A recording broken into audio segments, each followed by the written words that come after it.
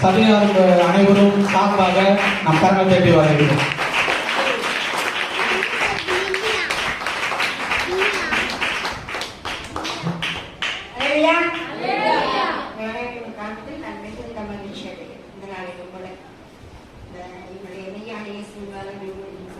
சபை போதகர் சபை மக்கள் அனைவரும் பெரிய சாட்சியாக நிறுத்திக் கொள்ளுகிறார்கள். என்னுடைய சாட்சியோடு கூட தேவ செய்தி சொல்ல நான்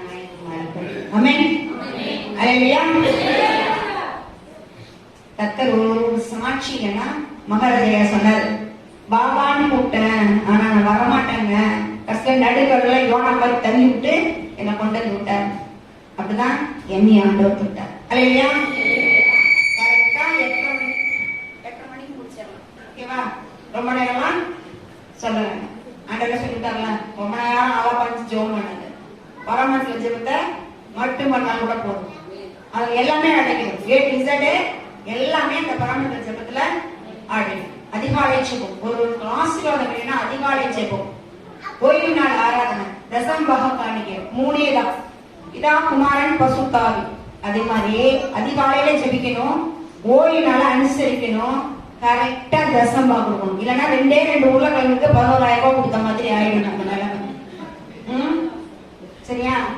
கர்த்தர் இந்த நாள் கூட உங்களோட சாட்சியோட கூட ஏக வார்த்தைகள் கொண்டு வந்து டைம் 10வது நாள் நம்ம என்ன பண்ணுவோம், கரெக்டா ஆஃப் அன் நம்ம முடிச்சிடலாம். ஆண்டவர் சொல்ற தலைப்பு, நான் உண்மையோடு நியாயத்தோடு இருந்தால் ஆசீர்வதிக்கப்படுவோம். நாளையோட தலைப்பு என்ன சொல்றோம், நான் உண்மையோடு நியாயத்தோடு இருக்க சொல்லியிருக்கிறார். 1989வது வருஷம் நான் தேவனாகிய கர்த்தரை ஏற்றுக்கொண்டேன். 32 வருஷம் முடிஞ்சு 33வது வருஷத்துக்குள்ள காலம் எடுத்து வச்சாச்சு.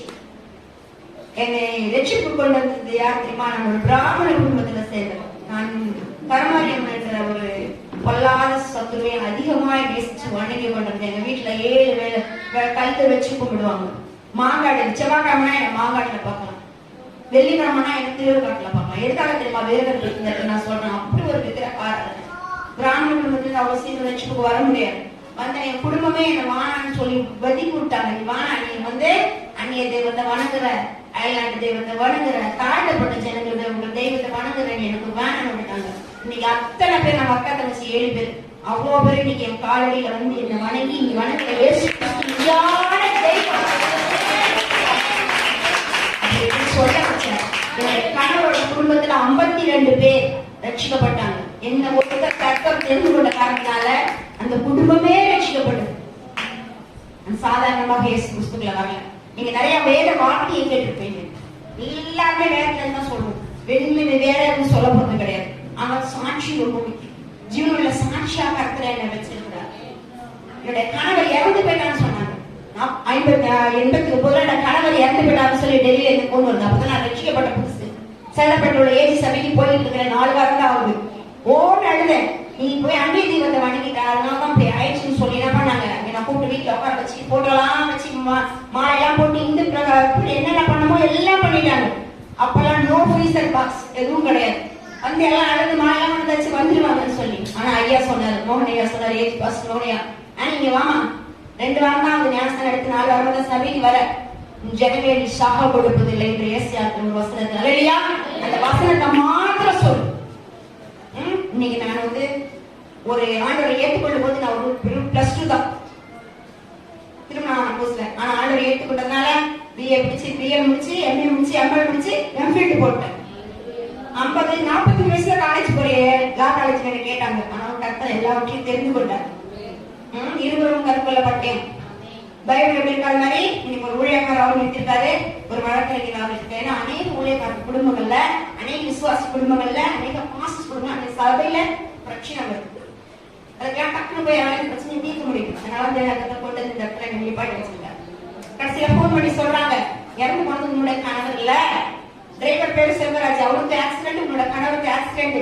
அவன் என்ன பண்ணிட்டான், ஐஸ்ல இருந்து மார்ச்செக்கு கொண்டு போறதுக்கு யாராவது கொண்டு போய் போட்டான். டோக்கனை மாட்டி காலில் வெட்டி ஒரு நைட்டு ஃபுல்லா மார்ச்ல இருந்துருக்காரு. உயிரோட இருந்தானு பார்க்கவே இல்லை டெல்லி அரசாங்கம். உயிரோடு இருக்கு. அல்லேலூயா. அன்னைக்கு பார்த்தேன் அழகு மாய் அந்த வீண் எல்லாமே வீண் எல்லாமே வேஸ்ட். தேவனாகிய வார்த்தை வைக்கணும். உண்மையோடு நீதியோடு நியாயத்தோடு இருக்கும் ஆண்டவர் நமக்கு சொல்லிக் கொடுத்திருக்காரு.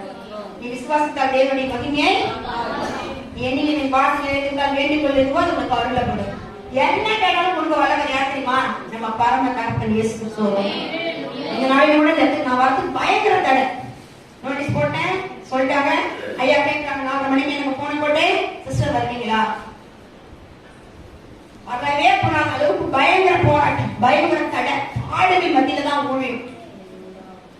யாரும் பாடு இல்லாத ஊழியம் செய்ய முடியாது. பாடுகள் அனுபவிச்சா பரலோகத்துக்கு போக முடியும். எப்பவுமே அண்ணன் சொல்றேன், தாமதம் நான் ஒரு டீமா தான் எப்பவுமே ஊழியம் செய்வோம். அவர் சொன்னார், சிஸ்டர் எங்க வாங்க எதுனா இருந்தாலும் நடந்துட்டு போட்டோம், நீங்க வந்து பிரசங்கம் பண்ணுங்க, சாட்சி சொல்லுங்க, எதுனா இருந்தாலும் அப்புறம் பார்த்துக்கலாம். யார் சத்துருவா வந்தாங்களோ அவங்களே மெசேஜ் அடிச்சிட்டாங்க, சிஸ்டர் பரவாயில்ல முடிச்சுட்டு வாங்க. இல்லையா? உண்மையோடு நீதியோடு நியாயத்தோடு இருக்க கர்த்தர் விரும்புகிறார். 1989 ரட்சிக்கப்பட்டேன். என்னோட ஒரு மகள் ஒரு பையன். என்னோட மகளோட வாழ்க்கையில என்னோட கடவுளுக்கு நான் சொன்னேன், நம்ம ரட்சிக்கப்பட்டோம், விக்கிர ஆராதனை காலரோடு களவாது இருப்பான். எங்க 10 கட்டளையில ஒரு அவரோட அன்பு செலுத்தலாம், வீட்டுக்கு போலாம், புசிக்கலாம், கொண்டாடலாம், எல்லாம் பண்ணலாம். ஆண்டவருடைய வேலை கரெக்டா ஓய்வு நாள் அன்னைக்கு நான் வந்து கரெக்டா பிடிப்போம். அன்னைக்கு தான் பங்கனே வைப்பாங்க. சர்ச்சுக்கு வர முடியாதபடி, தேவ வார்த்தையை கேட்க முடியாதபடி சொந்தக்காரங்களுக்காக போய் நிற்கிற ஒரு சூழ்நிலை வரும். அந்த இடத்துல போச்சு, அன்னைக்கு ஆசீர்வாதம் நமக்கு போயிடும். என்ன ஃபங்க்ஷன் முதல்ல போயிடுது. ஞாயிற்றுக்கிழமை கர்த்தருடைய நாள். இந்த ஓய்வு நாளை, என் பரிசுத்த ஓய்வு நாளை பரிசுத்த குலச்சதாகாதபடி எச்சரிக்கையாய் என் பரிசுத்த ஓய்வு நாளை மனமகிழ்ச்சி நான் என்று மகிமாய் என்னாயாகி தாவீது சொல்லியிருக்கிற தாவீதோட சொல்லிட்டு நம்ம தோஷிப்படாங்க. அப்படி ஒரு ஆசீர்வாதம் நமக்கு உண்டு. ஓய்வு நாள் மாத்திரம் தான் உண்டு. தசமாக காணிக்கையில மாத்திரம் தான் ஆசீர்வாதம் உண்டு. அதிகாலை ஜபத்துல மட்டும்தான் உண்டு. 3 நீங்க சரியா கடைபிடிச்சீங்கன்னா என்னோட மகளுக்கு என்ன பண்ணாங்க, இந்துல போய் மேரேஜ் பண்ணி வச்சிட்டாரு. கடைசியில் என்னாச்சு, 3 மாசம் தான் டைவர்ஸ் கேஸ போட்டான். உங்களோட வாழ முடியாது, செங்கல்பட்டு கோர்ட்டுக்கு டைவர்ஸ் கேஸ்க்கு அலையணும். லா காலேஜ்ல படிச்சுட்டு இருக்கிறேன். அதுக்கு ஆண்டவர் படிக்க வச்சா எனக்கு தெரியல. ஏன் தெரியுமா, நான் வேத வசதி சொல்லாம ஆண்டி சாட்சியை சொல்றாங்கன்னு நினைக்காதீங்க. சாட்சி அவ்வளவு முக்கியமானது. பொண்ணோட வாழ்க்கை எப்படி இருக்குது, எங்களுக்கு இடத்த கொடுத்தவன் இடத்து மேல அடுத்த கேஸ் போட்டு ஐயா சொன்னாரு, இடத்துல பிரச்சனை நோனோ நம்மளோட இடம். செல்வாவேலின் வல்லமைக்கு கடமை அந்த கட்டத்துக்கு அஸ்திவாரம் போட்டது. அவருடைய கடமை அதை கட்டி மூடித்து தீர்த்து விட்டு சேனையை கட்டது. சொல்கிறார் என்று நீ சொல்லு, நானா சொல்லல. நான் சொல்றேன் போய் என் பிள்ளைங்க சொல்லு. இடத்து மேல பிரச்சனையா, வீட்டுல பிரச்சனையா, வாழ்க்கையில பிரச்சனையா, வறுமையா, வியாதியா, மரண பள்ளத்தாக்கில் உருவ குத்தி நடந்தாலும் நான் பொல்லாப்புக்கு போயிடும், தேவனோட கூட இருக்கும், கோல்வின் தடியும் உன்னை கேட்கும் சொல்றாரு. அடுத்த ஸ்டார்ட். எந்த சட்டத்தோட மாத்தி எழுதலாம், இந்த சட்டத்தை மாத்தி எழுத முடியும்.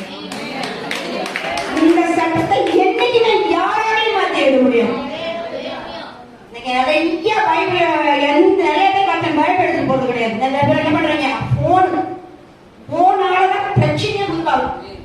இடத்துல அநேக சகோதரிகள் வருவாங்க, அநேக சகோதரர்கள் வருவாங்க, அநேக பாஸ்டர்ஸ் வருவாங்க. பிரச்சனை பிரச்சனை பிரச்சனை. விசுவாசிகள் பிரச்சனை சொல்லிடலாம் சீக்கிரமா. ஊழியக்கார பிரச்சனை பார்த்தா அந்த வீட்டுல அட்டி மறுநாள் காலையில ஆராதனை, முதல் நாள் பாசமாக வருவாங்க. விக்கை வாங்கணும், தாங்க முடியாத போன் அடிச்சு சொல்லுவாங்க, சிஸ்டர் கொஞ்சம் என்ன பேசுறேன், ஜபிக்கிறேன் ஐயா, ஜபிக்கதான் முடியும். அந்த அளவுக்கு கர்த்தர் இன்னைக்கு வச்சிருக்காரு. அப்படியே அழுதேன், அழுது அழுது அழுது மாசத்துல நான் வாங்குற சம்பளத்துல முழுசா நான் சாதாரணமா ஊழியத்துக்கு வரல. நான் ரொம்ப திமிரு பிடிச்சது, ரொம்ப அகபாவம். படிப்பு இருக்குது, அழகு இருக்குது, திறமை இருக்குது, எல்லாம் வேஸ்டா போச்சு. ஒரு சில நேரம் ஒரு கோர்ட்ல டைவர்ஸ் கேஸ், இன்னொரு கோர்ட்ல எங்க வீட்டு மேல லேண்ட் கேஸ், சிவில் கேஸ். அலைஞ்சு அலைஞ்சு அலைஞ்சு அலைஞ்சு அன்னைக்கு நான் முடிவு பண்ணேன், நமக்காக இயேசு வருவார். இல்ல ஆண்டவர் சொல்ற, நீ போய் படிங்க. என்ன ஆண்டவர் 40 வயசுல போய் நான் படிக்க சொல்றீங்களே? இல்ல நீ படிங்க. நான் படிக்க ஆரம்பிச்சேன், வேதத்தை எடுக்க ஆரம்பிச்சேன். இதுல உள்ள சட்டங்களும் இதுவரைக்கும் 5வது முறை இப்ப பயிர் படிச்சுட்டேன் முழுசா. கர்த்தர் எனக்கு திரும்ப கொடுத்தார். அந்த வேதத்தையும் படிச்சேன், சட்டத்தையும் படிச்சேன். நீதியின் படி வழக்காடு, நியாயத்தின் படி வழக்காடு, நியாயத்தை உண்மையா விசாரி. துன்பப்படுறவங்க, துயரப்படுறவங்க, வியாபகப்படுறவங்க, ஒடுக்கப்பட்டவங்களை உடனே நீ சேர்த்துக்கும், அனாதையை உடனே சேர்த்துக்கும், திக்கட்டுகளை உடனே சேர்த்துக்கும். ஒவ்வொரு நாளும் கர்த்தர் பேசி பேசி பேசி பேசி வர்றதெல்லாம்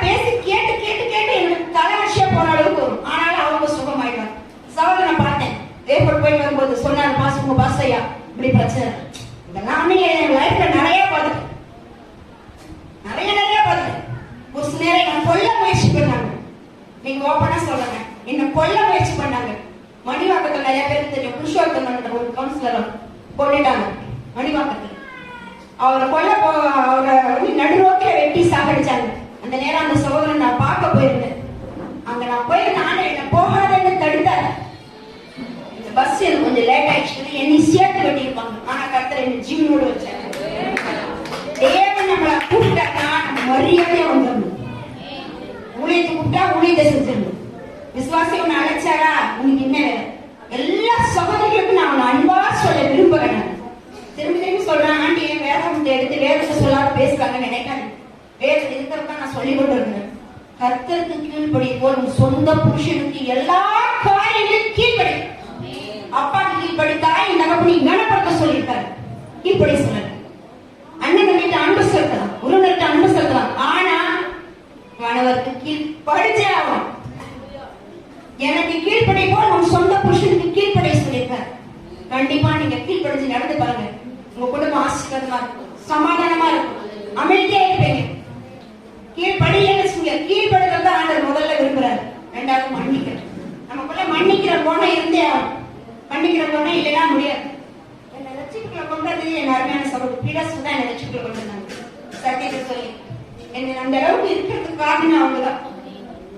இந்த இடத்துக்கு வரத்துக்கு கூட அவங்க தான் சொல்லிவிட்டாங்க. ஃபர்ஸ்ட் என்ன சொல்லிட்டு சிஸ்டர் வந்து சாட்சி சொல்லுங்க, செய்தி சொல்லுங்க. தேவனாக சொல்கிற நாம் எழுதி ஒரு வார்த்தை வாசிப்போம். எரேமியா புத்தகம் 4ஆம் அதிகாரம் 2ஆம் வசனத்தை எடுத்து நாம் வாசிப்போம். எரேமியா புத்தகம் 4ஆம் அதிகாரம் 2வது வசனம் எடுத்து வாசிங்க. உண்மையோடும் நியாயத்தோடும் நீதியோடும் கர்த்தருடைய ஜீவனை கொண்டு ஆணையிடுவாய். புறஜாதிகளும் அவருக்குள் ஆசீர்வதிக்கப்பட்டு அவர்கள் மேன்மை பாராட்டுவார்கள். ஆமென். நம்ம உண்மையோடு நீதியோடு நியாயத்தோடு இருக்கும்போது ஆண்டவர் நம்ம எந்த அளவுக்கு ஆசீர்வதிச்சு பார்த்தீங்களா? 50 வயசுல பையனை கல்யாணம் பண்ணி பொண்ணு கல்யாணம் பண்ணி வீடு கட்டி பேர பிள்ளைய பார்த்து பேத்தி கூட வயசு வந்துச்சு. அந்த அளவுக்கு ஆண்டவர் உயர்த்தி வச்சிருக்கிறாரு. நீங்க எந்த கவலையும் இல்ல அப்படின்னு சொல்லலைன்னா யாராலும் சொல்ல முடியாது. ஆனா நான் சொல்றேன், நமக்கு என்ன வேணும்? இருக்க இடம், சாப்பாடு, நல்ல கணவர், நல்ல பிள்ளைங்க, நல்ல பேரனுக்கு, வேற என்ன வேணும்? வீடோட வீட வயலோட வயல சேர்க்கிறவங்களுக்கு ஐயோ ஒரு வீடு இருந்தா 10 வீடு கட்டி வாடகை விட்டு அவசரப்படக்கூடாது. ஒரு வீடு இருந்தா ஒரு நாளாக 17ஆம் அதிகாரத்துல சொல்ற ஆண்டவன் ஒரு வீடை கண்டிப்பா கட்டித்தரார். இன்னைக்கு நான் சொல்றேன், உங்களுக்கு யாருக்கெல்லாம் சொந்த வீடுல கவலைப்படுறீங்களோ, இல்ல யாரெல்லாம் வீடு கட்ட முடியலன்னு கவலைப்படுறீங்களோ, 1 நாளாக 17ஆம் அதிகாரம் எடுத்து வசனத்தை நீங்க வாசிங்க. கண்டிப்பாக நிச்சயமா ஆண்டவர் வீட்டு தருவார். அதை வாசிச்சுதான் 1 நாளாக 17ஆம் அதிகாரம் எடுங்க.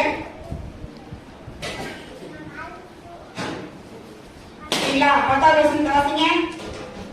உன் சத்துக்களை அங்கீகப்படுத்தினேன், இப்போது கர்த்தர் உனக்கு வீட்டை கட்டுவா என்பதை உனக்கு அறிவிக்கிறேன். அல்லேலூயா.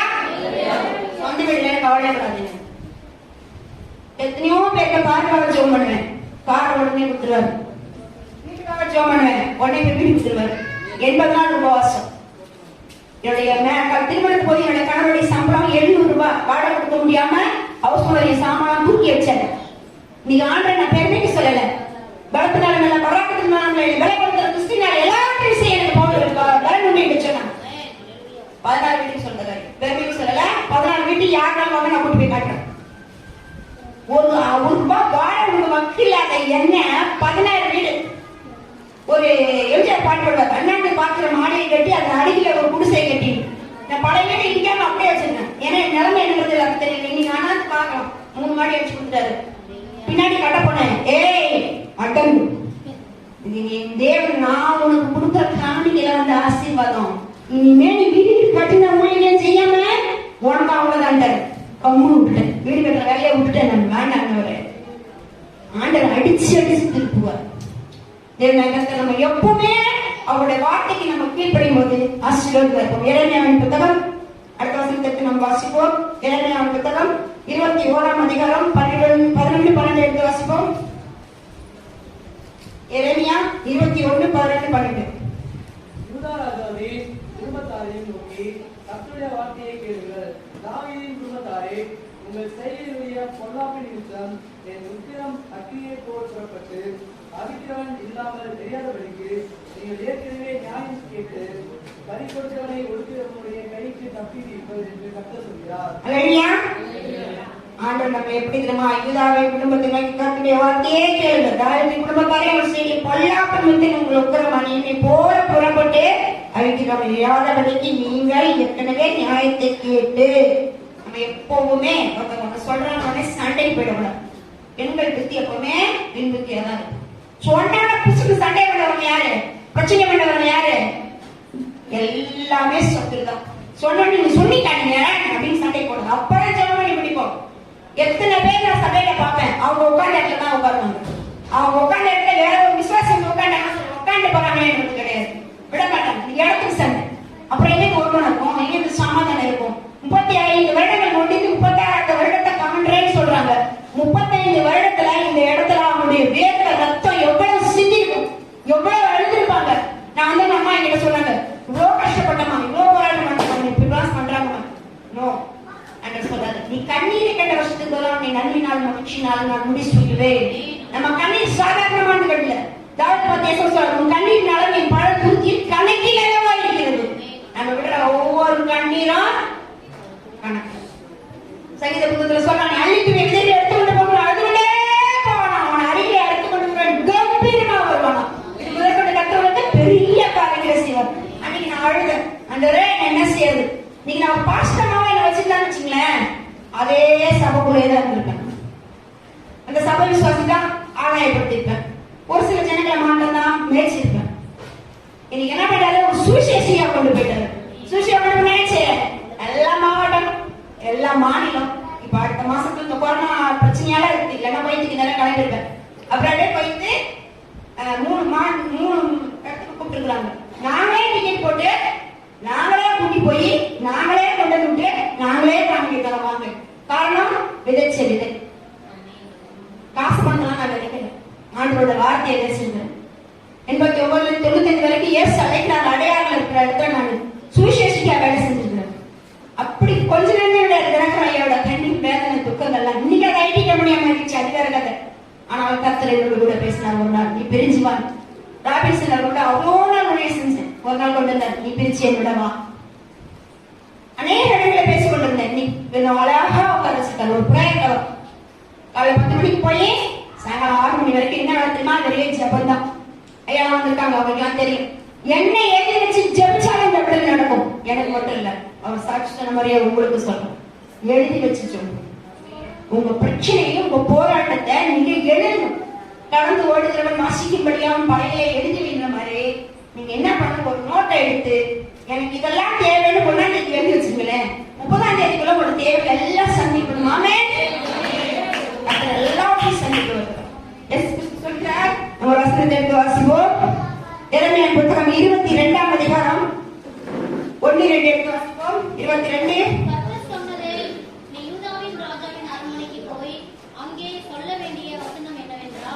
தாவீதின் சிங்காசனத்தில் வீற்றிருக்கிற யூதாவின் ராஜாவே, நீரும் உம்முடைய ஊழியக்காரரும் இந்த வாசலுக்குள் பிரவேசிக்கிற உம்முடைய ஜனமும் கர்த்தருடைய வார்த்தைகளை கேளுங்கள். நீங்கள் நியாயமும் நீதியும் செய்து பறி கொடுத்தவனை ஒடுக்குகிறவனுடைய கைக்கு தப்புவீர்கள். நீங்கள் பரதேசியும் திக்கற்றவனையும் விதவையும் ஒடுக்காமலும் கொடுமை செய்யாமலும் இவ்விடத்தில் குற்றமில்லாத ரத்தத்தை சிந்தாமலும் இருங்கள். பறி கொடுத்தவனுக்கு ஆண்டவர் சொல்றாரு, பறி கொடுத்தவனுக்கு எப்படிமா நீதி நியாயத்தை செய்து பறி கொடுத்தவனை ஒடுக்குடைய கைக்கு தப்பி வைக்கணுமா. இப்ப எதுக்காக இங்க வந்தா தெரியுமா, செய்து கொடுத்துருக்கு பாஸ்டர் பரிதவிக்கிறார். அவருடைய சொத்தை எடுத்து போட்டு அவர் வழி பண்ணலாம பழி கொடுத்தவன பொல்லாதவனுடைய கைக்கு தப்பி வைக்கிறதுக்காக தான் கர்த்தருக்கு கொண்டு வந்திருக்கிறாரு. பறி கொடுக்கிறாங்க. இந்த இடத்துல கட்ட முடியாது பழி. இந்த இடத்துல அவங்க தம்பியோட ரத்தம் சிந்தப்பட்டது. ரத்தம் ஒரு இடத்துல சிந்தப்பட்டா சாமானியமா யாராலும் பண்ண முடியாது. அம்மாவோட கண்ணீர், முழங்கால் முட்டி, ஜெபம்.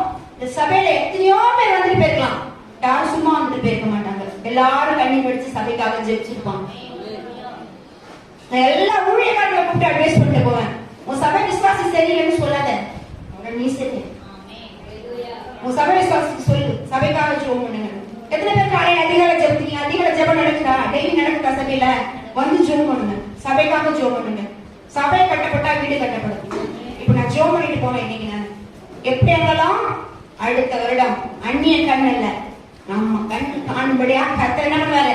இந்த சபைக்காக நான் தொடர்ந்து ஜெபிக்கும் போது பெரிய கார் பார்க்கிங் கிட்டத்தட்ட நான் வந்து உங்களுடைய யார் மனசை சந்தோஷப்படுத்த சொல்ல உள்ளே காரணம் தான் சந்தோஷம். நான் கண்ட தரிசனம் ஒரு நேரம் போயிட்டு வரேன். பெரிய கார் பார்க்கிங் கீழே சபை இருக்குது. நான் நினைக்கிறேன் ஆண்டவரே இவ்வளவு பெரிய சபை இந்த இடத்துல கொடுத்துருக்கீங்க ஆண்டவரே, எப்படி ஆண்டவரே. அத்தை ஒரு நாள் கட்டுவார், அத்தை வீட்டை கட்டார்கள், கட்டிய பிரயாசம் இருந்தாங்க. நம்ம வீடு ஆசைப்பட்டு கட்டுறோம், எல்லா பொருளும் வாங்கி போடுறோம். ஆனா சபையில வந்து அழகான சபை, நீங்க ரொம்ப நல்லா இருக்குது. ஒரு ட்ரம்ஸ் வச்சா நல்லா இருக்குங்க, ஒரு கீபோர்டு வச்சா நல்லா இருக்குங்க, இல்லையா? கீபோர்டுக்காக ட்ரம்ஸ் தான் வச்சு நான் ஃபர்ஸ்ட் போடலாம் ஒரு சபைக்கு போயிருந்தோம். குட்டி சர்ச் ஓலையெல்லாம் போடுற மாதிரி இருக்கு. ஆனா சும்மா 4 பசங்க பாஸ்டர் அடிக்கிறாங்க. எப்பா எங்க இருக்கிற ஆண்டு பல்லோத்துல இறந்து வந்துருவாரு நினைச்சேன். அந்த மாதிரி ட்ரைனிங் அந்த பசங்க, அந்த மாதிரி கீபோர்டு அப்படியே கை அப்படியே பிறகு கீபோர்டு பார்க்கவே ஆசையா இருந்தது. ஜோம் பண்ணு இல்லைன்னா அப்புறம் உள்ள கிளம்பிக்காதே. 10,000 ஒரு கீபோர்டு, ரொம்பலாம் இல்லை, 500 ரூபாய் போட்டா ஒரு கீபோர்டு வாங்கிடலாம். சபைக்காக கொடுங்க. சபைக்காக கொடுக்கும் போது கர்த்தர் உங்களை நூறத்தனையா ஆசீர்வதிப்பார். என்னை ஆசீர்வதித்த தேவன் உங்களையும் ஆசீர்வதிக்க வல்லவராக. அநேக பாடு, அநேக துன்பங்கள், அநேக கவலை, போராட்டம், இழப்பு, ஏமாற்றம், தோல்வி எல்லாத்தையும் கண்டதுக்கு அப்புறமா தான் இந்த இடத்துக்கு நான் வந்திருக்கிறேன். வியாதியா கவலைப்படாதீங்க, போராட்டமா கவலைப்படாதீங்க, பிரச்சனையா கவலைப்படாதீங்க. கவலைப்பட வைக்கிறது, அழ வைக்கிறது, கண்ணீர் விட வைக்கிறது, நம்ம மனசை மாற்றி விடுறது, நம்ம கிருத்தாக்கணும். என்ன பண்றதுன்னு தெரியாத பைத்தியமாக்கி எல்லாம் சத்தியம் பண்றேன். அவனுக்கு இடவெளி கட்டு அதிகாலை ஜெபம் ரொம்ப ரொம்ப முக்கியம். டாட பார்க்கிற ஒரு சீரியல, நான் சீரியல் பார்க்கல, நான் கரெக்டா யார் சொன்னாலும் நான் நம்ப மாட்டேன். டாட பார்க்கிற சீரியல், ஆனா விடாத அழைத்து போறோமா, கேலண்டர் அப்படி போட்டுருக்கு. கேலண்டர் ஒண்ணும் ஜனவரி 1 கேலண்டர் பாசிட்டிவா கொடுத்தாங்கன்னா சண்டே எல்லாம் வாக்கு பண்ணணும். ஒரு சண்டே கூட ஆப்சென்ட் ஆகக்கூடாது. ஆப்சென்ட் ஆகலாம் பாஸ் பண்ணவே முடியாது. நீங்க என்ன கிளாஸ் எடுத்தாங்கன்னு ஆப்சென்ட் ஆகணும் கேட்டா தெரியாது. 35 மார்க் பாஸ் பண்றவங்க பாஸ் பண்றவங்க 90 மார்க் பாஸ் பண்றவங்க தான் பாஸ் பண்ணணும். நானும் போனேன், நானும் வந்தேன், நானும் இருந்தேன். ஆண்டவர் எனக்கு ஒண்ணுமே செய்யல. இந்த சபையில ஆசீர்வாதம், அந்த சபையில ஆசீர்வாதம் ஓடாது. உங்களுக்கு நான் சொல்லி தரேன், உன் சபை பாஸ் தான் உங்களுக்காக ஜோம் பண்ணுவான், உன் சபை பாஸ் தான் உங்களுக்காக ஓடி வருவான். நான் இன்னைக்கு உடனே செய்தி விட்டு போயிட்டே இருக்கேன். நான் ஃபோன் பண்ணி விட்டா ஏமா நீ பிரேயர் வாமா ஜோம் பண்ணுன்னு சொல்லிட்டு போயிடுவேன். ஆனா உன் சபை ஊழியக்காரனுக்கு தகப்பன போன எந்த நேரமும் உங்க ஒரு விசுவாசியை கொண்டு இந்த சபையில வச்சு அவங்க கர்த்தருக்கு நடத்துறது கர்ப்ப வேதனை, சாமானியமான வேதனை கிடையாது. இந்த 35 வருடங்கள் அவ்வளவு போராட்டம். நீங்க நினைச்சிருந்த இந்த சபையே கழிச்சு ஓடிக்கலாம் ஜனங்க. கொஞ்சம் பேர் போயிட்டாங்க பயந்துன்னு சொன்னாலையா. எதுக்கு பயப்படணும்? பயப்படுற ஆவி ஆண்டவர் கொடுத்துருக்காரு. புத்திரி ஸ்வீகாரத்தின் ஆவி நமக்கு கொடுத்துருக்காரு இல்லையா. நம்ம தேவனுடைய பிள்ளை இல்ல, பயப்படலாமா? அப்படிப்பட்ட சத்துரு என்ன பண்ணா ஆண்டவர் கூட்டிட்டு போயிட்டு போகும்போது உனக்கு தரேன் வா, என் முன்னாடியே வா அப்படின்னா ஆண்டவர் சொன்னாரு, மனுஷன் 44 மாத்திரம் அல்ல தேவனுடைய வாயிலிருந்து பிழைப்பாங்க இல்லையா. அவருடைய வார்த்தை நம்ம நிலைநிறுத்தணும். அவருடைய வார்த்தையை இறுக்கி பிடிச்சு செவி. எனக்கு போராட்டம் துன்பம் வரும்போதெல்லாம் நான் மத்தியில சொன்ன மாதிரி அழுது ஜெபம் பண்ணுவேன். என்னதுமா ஆண்டவரே, நான் புத்தியிலே சித்தியாகிய என்னை இந்த பசுத்தாவியிலே கையில எடுத்துக்கொண்டு உங்களுடைய வருகைக்கு காத்திருக்க மனவாட்டியை போல இருக்கிற நான் புத்தி இல்லாதவர்களுக்கு ஆண்டவரே, இதுதான் ஆண்டவரே என்னோட எண்ணெய், இதுதான் ஆண்டவரே என்னோட வார்த்தை. உங்க கதவு எப்ப திறக்கப்படும், மனவாளன் எப்ப வருவா, வருகைக்கு நான் காத்திருக்கிறேன் ஆண்டவரே. கையில வச்சிருக்கிற எண்ணெய திரும்பி எண்ணெயும் வச்சிருக்கிற ஆண்டவரே, விசுவாசத்தையும் வேதத்தையும் வச்சிருக்க ஆண்டவரை சொல்லி சொல்றேன். ஆண்டவருக்கு நம்ம எடுத்துக்கொள்ளப்படும் இல்லையா. இன்னைக்கு இந்த சபைக்கார விசுவாசத்துக்கு நான் எல்லாருக்கும் சொல்லிட்டு போறேன். கர்த்தர் நிச்சயமா சொல்றேன், நிச்சயமாக முடிவு நம்பிக்கை வீண் போகாதுன்னு சொல்லியிருக்காரு. வாக்கு தத்தத்தை பிடிச்சு வச்சு ஜெபம் பண்ணுங்க. நிறைய இடத்துல இருந்தேன், டைம் கிடையாது. எல்லாருக்குமே 8:30 மணி ஆனா பசி இருக்கு. எல்லாருக்குமே 30 நிமிஷத்துக்கு மேல யாரோட இருக்கையும் அவங்க இருத்துல இருக்காது. 30 நிமிஷம் கான்செப்ட் பண்றதே கஷ்டம். நான் லாபம் படிக்கும் போது எனக்கு சில காரணம் சொல்லி கொடுப்பாங்க, 30 நிமிஷம் தான். அதுக்கப்புறம் சாப்பாடு என்னாச்சு, பிள்ளைங்க என்னாச்சு, அது என்னாச்சு, குடும்பத்துடைய காரியங்கள்லாம் ரொம்ப நேரம் பேசி அழகலை கேட்கக்கூடாது. நம்ம தொடர்ந்து சபைக்காக ஜெபம் பண்ணுங்க, உங்க குடும்பத்துக்காக ஜெபம் பண்ணுங்க. நான் இதோட ஒரே ஒரு வார்த்தையை மாத்திரம் சொல்லி என்னுடைய செய்தியை கடந்து போறேன். ஆண்டவர் நம்மளோட கூட பேசியிருக்கிறார். ஒவ்வொரு காரியங்களும் கர்த்தர் நம்ம மீகாவின் புத்தகம் 2ஆம் அதிகாரம் 14வது வசனத்தை எடுத்து நாம் வாசிப்போம். அவர்களுக்கு முன்பாக நடந்து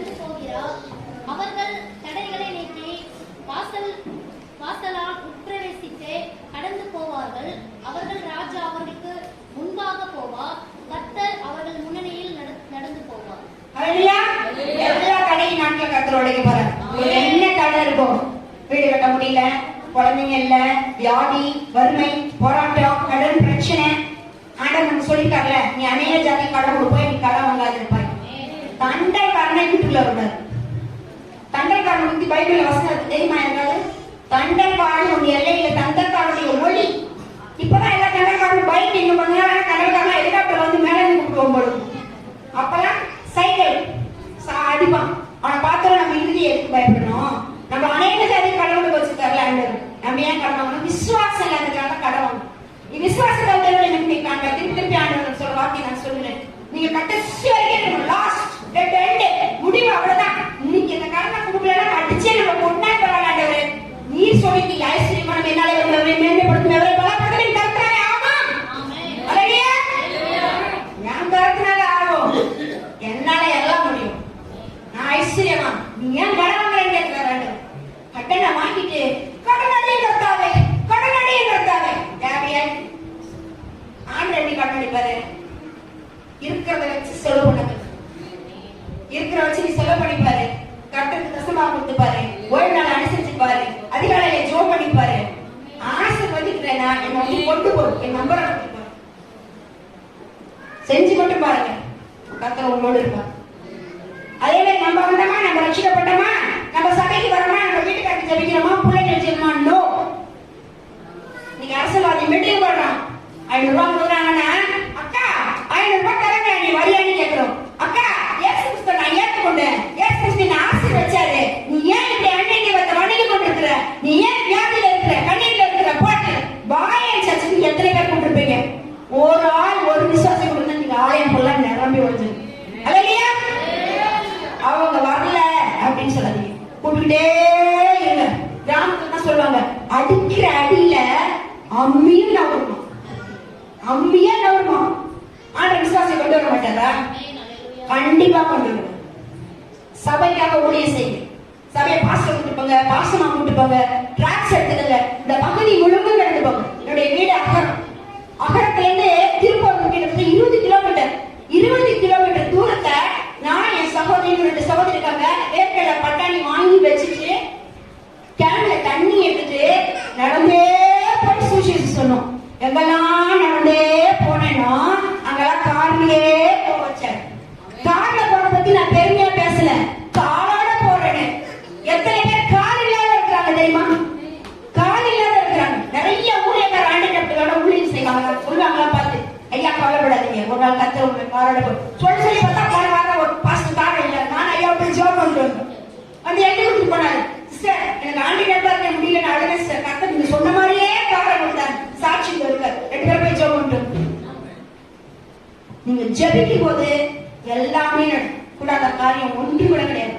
விசுவாசத்தை விடாதீங்க, ஜோம் பண்ணுங்க. உங்களுக்காக உங்க குடும்பத்துக்காக ஜோம் பண்ணுங்க. ஆத்ம ஆதாயம் தான் சிறந்தது. பேங்க்ல போடுற ஆர்மி புதுசாக பைசா மாதிரி ஆத்ம ஆதாயம்.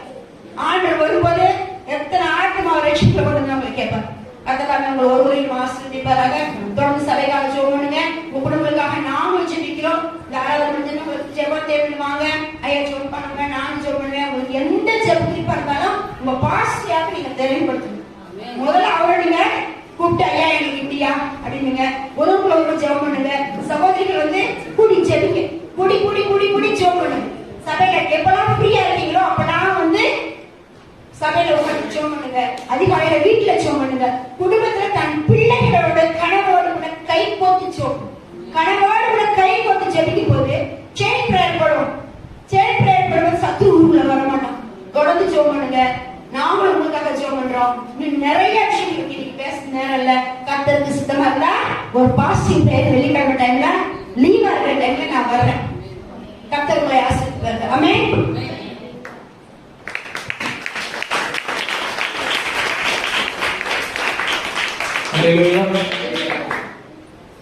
நம்ம அப்படி ஏறிலிருந்து காணிக்கை செலுத்துவோம். காணிக்கை பாடல நம்ம மாலாவது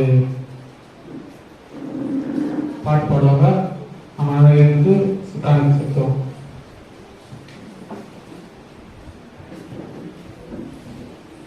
நம்ம எழுதிக்கலாம். நம்ம முடிக்க போறோம். பாட்டு ஒரு பாட்டு பாடி முடிச்சு நம்ம காணிக்கை போட்டு நம்ம முடிச்சிட போறோம். மலைகள் எல்லாம்